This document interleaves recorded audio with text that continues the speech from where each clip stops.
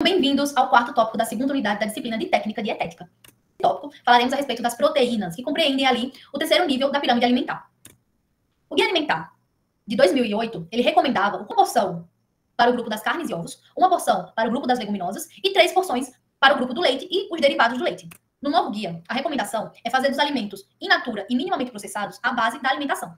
Com relação ao grupo das carnes, temos que a carne ela é um tecido ali que recobre o esqueleto dos animais. O seu recorte ele é apresentado pelo tecido muscular, ossos e tecido adiposo. Os órgãos internos dos animais eles também podem ser consumidos e são considerados extremamente nutritivos, como é o caso do coração, rins, língua, fígado, moela. Também fazem parte desse grupo os embutidos, como o bacon, a linguiça, a salsicha. As carnes elas apresentam um alto valor biológico, além de serem fontes de gordura, vitaminas, o complexo B, como a B1, B3 e B12, vitamina A e minerais, como ferro, cálcio, fósforo, zinco, magnésio, sódio e potássio. A carne bovina ela é uma excelente fonte de proteína e micronutrientes, principalmente ferro, zinco e vitamina B12. Porém, ela costuma ser uma carne rica em gordura saturada.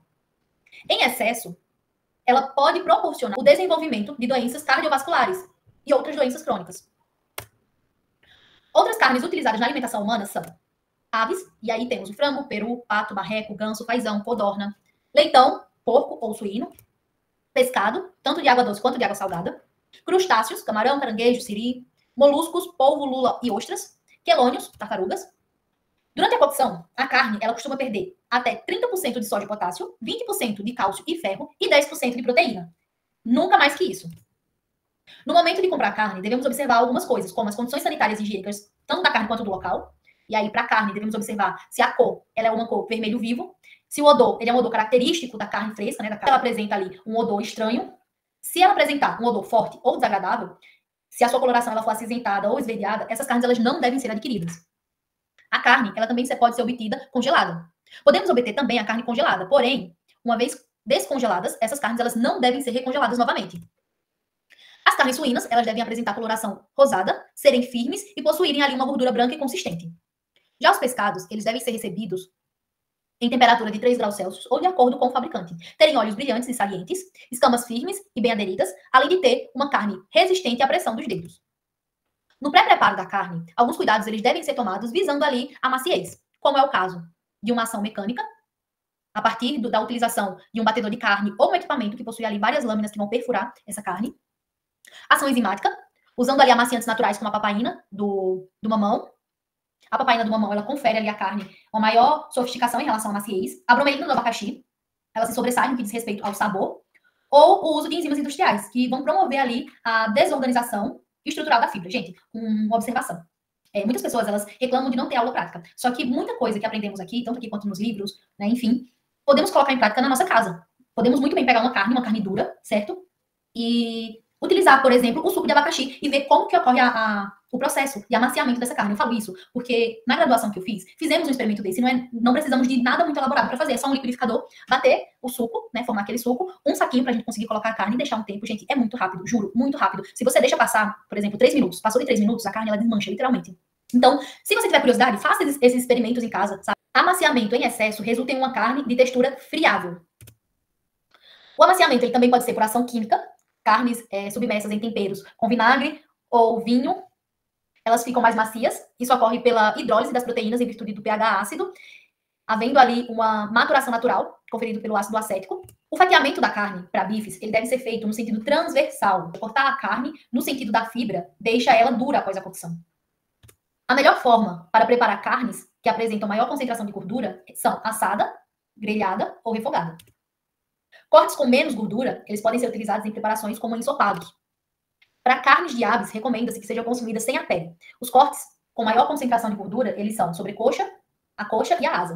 Temos aqui os cortes das carnes bovinas, as características e a forma de preparação. O filé mignon, alcatra, contrafilé, bisteca ou chuleta são carnes nobres, macias e saborosas. Essas carnes elas podem ser utilizadas em preparações grelhada, frita ou em estrogonofe. O acém, o patinho, o músculo e fraldinha são carnes mais gordurosas e densas, usadas em preparações como carne de panela, ensopada ou moída. Cupim, lagarto, costela e maminha são peças maiores, podendo conter ossos e maior quantidade de gordura. Algumas se apresentam secas, né, são carnes, e elas podem ser utilizadas em preparações assadas ou ensopados. Picanha, alcatra, costela e maminha são carnes macias e com capa de gordura, muito utilizadas ali em churrasco. Já para os cortes de frango, temos o peito, que é uma carne branca, macia e seca, usada ali em preparações grelhado, frito, assado a milanesa, sopa, estrogonofe ou até como recheio. Coxa e sobrecoxa, partes escuras que podem ser usadas com ossos ou desossadas, grelhadas, fritas, ensopadas em recheio. Asas. As asas elas podem ser utilizadas em preparações assadas, grelhadas ou ensopadas. Coxinha da asa, a mesma coisa, assada, grelhada, ensopada. Aí acrescentamos o frita e cozida. Miúdos, como fígado, moela e coração, podem ser fritos, refogados, utilizados como recheio. Podem ser consumidos com arroz, no espeto, fazer uma farofa. Os pés, eles são partes que apresentam bastante colágeno, então podem ser utilizados em preparações como caldos e sopa. E o pescoço, ele é uma parte escura, com pedaços de ossos. Pode ser feito em preparações assadas, sopas e caldos. Com relação aos cortes suínos, temos o acém, que pode ser preparado de forma refogada, frito, grelhado, picado ou recheio e assado também. Temos a papada, feita ali, usada para fazer torresmo. A paleta também pode ser utilizado para fazer torresmo. Lombo, assado, grelhado, usado para fazer carne de hambúrguer, picado. Costela, tanto em preparações fritas quanto assadas. Barriga, usada para fazer o bacon ou o toucinho. Pernil, pode ser utilizado ali em preparações assadas, para fazer o presunto ou o tender. Joelho, o joelho ele pode ser utilizado em preparações como sopa, cozido e feijoada. Pé, muito utilizado ali na feijoada. O toucinho, ele é utilizado para fazer o torresmo e a cabeça usada para fazer o patê. A carne de porco, ela deve ser bastante cozida, até que atinja a temperatura interna de 75 graus Celsius e jamais devem ser consumidas com sangue. Isso porque a carne suína, ela tende ali, devido ao sistema de produção, né? Geralmente é um sistema de produção mais rústico, ela pode trazer alguns parasitas. Para evitar que a pessoa que consuma carne ela seja contaminada, caso o animal ele tenha algum parasita, é interessante que essa carne ela seja bem cozida, nunca mal passada. Com relação aos frutos do mar, os peixes, eles podem ser utilizados em preparações assadas, ao molho, empanado, frito, à milanesa, temaki. O camarão à milanesa, ao molho, alho e óleo, frito, refogado, ao leite de coco, mexilhão, a vapor, com molho vinagrete, limão, caldo ensopado, ostra, crua na própria concha com limão, caldo ensopado, assada, lula, cozida, com arroz, frita, recheada, à milanesa, lagosta, assada, cozida ou frita. Com relação aos ovos, o ovo, ele é considerado um corpo unicelular, formado ali no ovário dos animais. Existem vários ovos que podem ser utilizados na alimentação humana, como, por exemplo, ovo de galinha, o mais consumido, ovo de pata, codorna, ovos exóticos, como ovos de avestruz e crocodilo. São fonte de proteína de alto valor biológico, vitaminas do complexo B, vitamina A e vitamina D. Podem ser usados como ingredientes ou acompanhamento.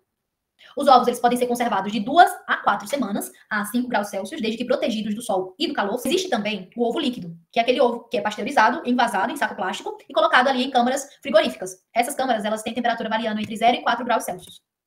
Temos aqui um exemplo, né, de como saber se o seu ovo ele é um ovo fresco ou ele é um ovo velho, certo? Se o ovo ele afunda, ele é um ovo fresco. Se o ovo ele não afunda completamente, né, mas também não boia, ele fica ali meio termo, ele é um ovo não tão fresco. Se o ovo ele boiar, ele vai ser um ovo velho. Temos aqui exemplos de utilização dos ovos e a sua função. Os ovos eles podem ser utilizados em carnes, mingau, sopa e molhos, com o objetivo de ser espessante. Pães, suflês e mousse, crescer ou aerar. Bife à milanesa, frango à milanesa, cobrir e envolver. Bolo, pudins e flan, unir. Superfícies de pães e tortas, conferir brilho, cor e sabor. E recheio, conferir liga. Com relação ao uso dos ovos, Philip orienta. Esfrie rapidamente os ovos após a cocção, a fim de evitar que em torno da gema do ovo se forme uma camada escura. Em preparações à milanesa, utilize apenas a clara. Assim, a cobertura ela vai ficar bem mais crocante. Não acrescente ovos a misturas quentes para não talhar. Incorpore a clara em neve com outros ingredientes somente no último momento, com movimentos suaves. Adicionar limão ou vinagre na água para a cocção de ovos, pois a parte externa coagula rapidamente e evita vazamentos. A vitamina B12 ela é responsável por auxiliar o folato na produção de células vermelhas do sangue. Além disso, ela auxilia na formação da bainha de mielina e auxilia também as células responsáveis pela construção do tecido ósseo.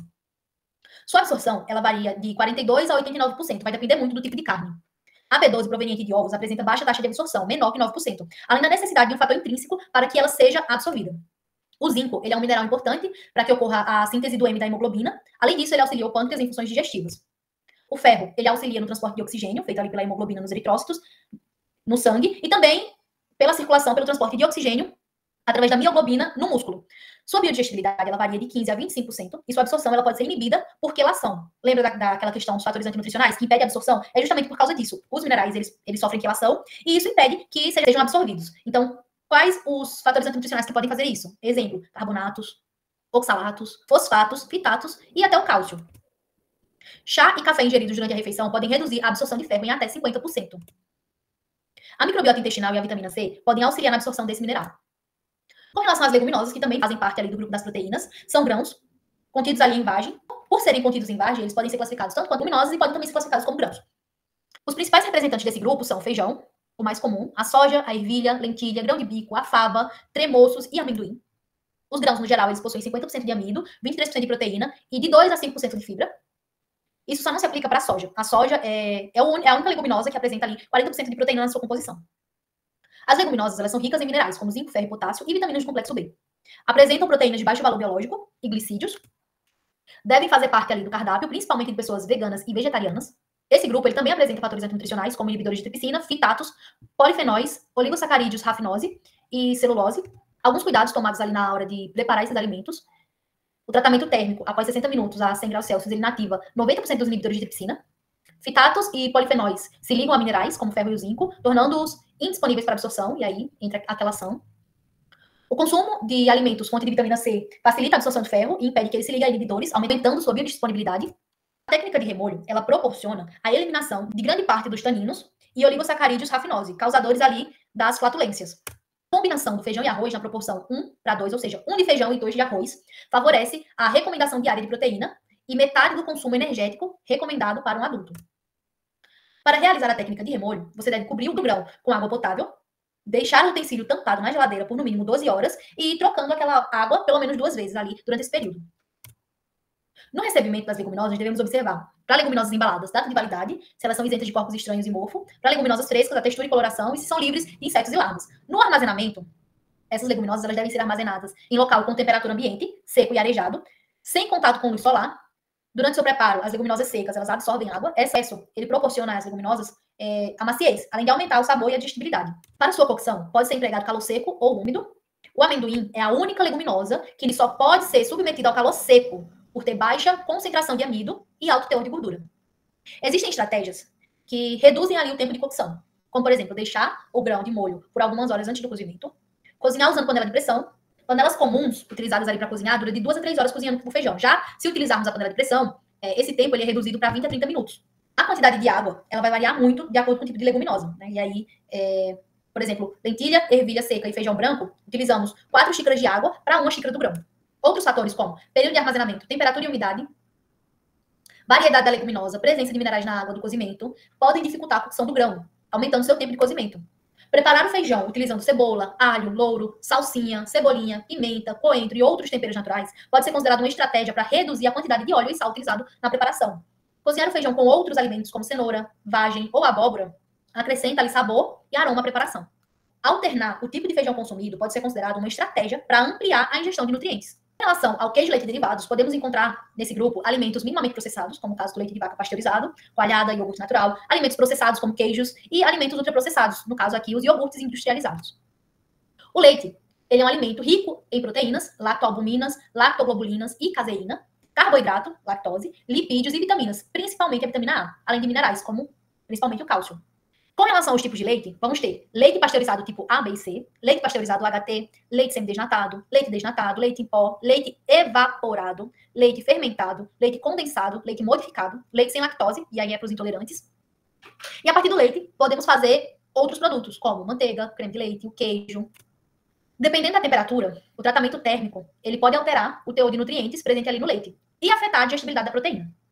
Para que haja uma maior absorção, a vitamina A pré-formada e os carotenoides, eles vão depender ali da ingestão de lipídios, porque, como sabemos, as vitaminas lipossolúveis, elas são absorvidas ali na presença de gordura. A vitamina A, ela é armazenada principalmente no fígado, e geralmente sua reserva é suficiente para vários meses. Alimentos que apresentam ácido oxálico, como espinafre, batata doce e feijão, vão interferir na absorção de cálcio, fazendo com que ela se torne baixa. As oleaginosas, elas podem aumentar a absorção de cálcio em até 3%. Com relação ao recebimento e armazenamento do leite, para leite pasteurizado, é interessante observar a data de validade de fabricação. Se o leite ele se apresenta ali em um local fresco, o leite deve ser fervido antes de ser utilizado, certo? E armazenado na geladeira, consumindo ali até a data de validade. O tempo médio de conservação é de 24 horas. Para leite UHT ou leite longa-vida, devemos observar a data de fabricação e validade na embalagem. Tempo de conservação geralmente costuma ser em torno de 3 meses. Se a embalagem ela está limpa, sem vazamento ou amassada, não precisa ser guardado na geladeira. E quando aberto, deve ser consumido em até 48 horas, ou seja, 2 dias. O leite UHT, ele é diferente do pasteurizado, porque ele é um leite que é aquecido a altas temperaturas, ou seja, a temperatura ela é de aproximadamente 140 graus Celsius, por 3 segundos, e logo após esse processo de aquecimento, é realizado um processo de resfriamento, ou seja, o leite é aquecido a altas temperaturas e depois ele é resfriado a temperaturas muito baixas. Isso visa a eliminação de micro-organismos que vão atrapalhar o processo de conservação. Para o leite em pó, devemos observar a data de fabricação e validade na embalagem. Se a tampa ela tá limpa, sem vazamentos, a embalagem ela não está amassada ou com ferrugem. Guardar em local fresco e sem umidade. Após abrir a lata, fechar bem a tampa e limpar o excesso de leite que possa ali ter ficado na superfície. O tempo médio de conservação do leite em pó é de 12 meses. Já os queijos, eles são fontes de proteína, vitamina A, cálcio, gordura, sendo ali alimentos de alta densidade energética, além de ter alta concentração de sódio. Sua utilização em preparações confere aos alimentos cor, sabor, maciez, umidade, cremosidade. O queijo, ele pode ser feito com leite de vaca, com leite de cabra ou com leite de búfala. Existe uma variedade de queijos, sendo que a diferença entre eles é reflexo do método de fabricação e a sua origem animal, se ele é leite de vaca, se ele é leite de búfala, de cabra, de ovelha. Com relação aos grupos dos queijos e os tipos, temos os queijos mole, temos ricota, requeijão, cottage, cream cheese, brie, camembert, semi-moles, mussarela, minas, roquefort, duros, edam, cheddar e muito duros, parmesão. Temos aqui uma tabela com o tipo de queijo, o país de origem, o leite que foi utilizado e o tempo de maturação, assim como a sua utilização. E para os queijos elásticos, temos o cheddar, mussarela, provolone. Para os queijos que derretem ali, utilizados em preparações de molho, cheddar, queijo americano, gorgonzola. E os queijos que não derretem, queijo de cabra, ricota, queijo Minas Frescal. Com relação ao recebimento e armazenamento, os queijos brancos, ou seja, queijo fresco, ricota, requeijão, devem ser conservados sob refrigeração. Queijos de massas delicadas, como camembert, roquefort, eles não devem ser armazenados na geladeira, porque o frio, ele retarda a ação dos micro-organismos. Queijos de massa meio duras ou secas, devem ser guardadas em local fresco e arejado. O iogurte, ele é produzido a partir do leite, através de fermentação que pode ser natural ou artificial. Apresenta um elevado teor de saciedade e alta qualidade nutricional. Fácil de digestão, graças à ação fermentativa, onde as bactérias responsáveis pela fermentação da lactose, elas reduzem o açúcar em até 50%. Existem iogurtes funcionais que apresentam ali diferentes cepas de lactobacilos. Esses iogurtes, eles auxiliam a regulação do trânsito intestinal. Podem ser encontrados na sua forma integral, pode ser desnatado, acompanhado de frutas, geleia, mel, cereais funcionais. Tudo isso visando atribuir ao iogurte mais sabor. Também pode ser encontrados iogurtes ultraprocessados. Esses iogurtes, eles apresentam a adição de corantes, aromatizantes e diversos tipos de açúcares e ingredientes industriais. Para uma boa escolha, sempre é fundamental a leitura do rótulo, principalmente a lista de ingredientes. Orientação com relação ao recebimento e armazenamento do iogurte. Conservar sob refrigeração. Após aberto, consumir até 24 horas. O leite, ele pode ser consumido puro, com frutas, no café, muito usado em preparações não ácidas, como feitas ali com cereais, que é o caso de arroz doce ou mingau, sopas, cremes, tortas, purês, bolos. Os queijos, eles podem ser utilizados em preparações como massas, tortas, saladas, suflês. E o iogurte pode ser consumido puro, com fruta, no café da manhã ou no lanche da tarde da manhã, sendo ali uma refeição rápida, usado como ingrediente nas preparações frias ou quentes, como molhos para saladas, sopas, pães, bolos, cremes, doces. Então é isso, minha gente. Finalizamos aqui o quarto tópico da segunda unidade, bem próximo ali do término da segunda unidade. Nos vemos, então, no tópico 5 da segunda unidade.